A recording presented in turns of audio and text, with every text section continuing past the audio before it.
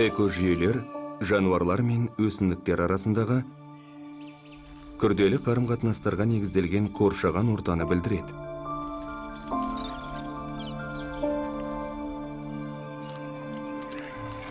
Бөгде өсімдік түрінің енуі бұл тепе-теңдікті бұзып, биоалуандылықтың кенет қысқаруына әкелуі мүмкін.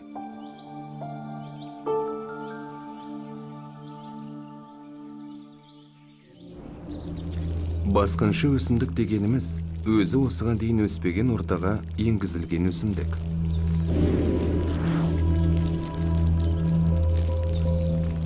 Ондай өсімдік жаңа ортаға бір енгеннен кейін оның таралуын тежеу қиындай береді.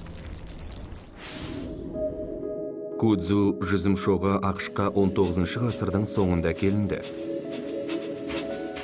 Ол бүкіл оңтүстік шығыс Америкаға өте тез, жылына 60 000 гектарға жылдам таралды. Көптеген басқыншы түрлер суда кездеседі. Су қырыққұлағы негізінен солтүстік Америка жыралары мен каналдарында өседі. Ол су бетінде тығыз қабат түзе отырып, жергілікті түрлерден басым түседі. Судағы басқыншы түрлер су жолдарын бітеп, ондағы оттегін сіңіру арқылы балықтар мен басқа да жергілікті тіршілік иелеріне қауіп төндіреді. Басқыншы түрлер өзге гүлдерді тозаңдайтын жәндіктерді тарту арқылы гүлді өсімдіктердің таралуына кедергі келтіреді.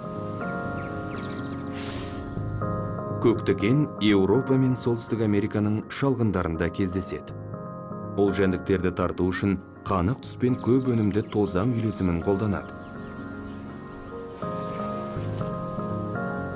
Ал тамырынан бөлінетін уыты айналасындағы өсімдіктердің өсуін тежейді.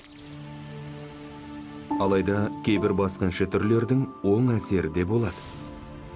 Орталық және оңтүстік Америкада пайда болған жүгері 15 ғасырдың соңында еуропалықтардың көмегімен бүкіл әлемге таралды.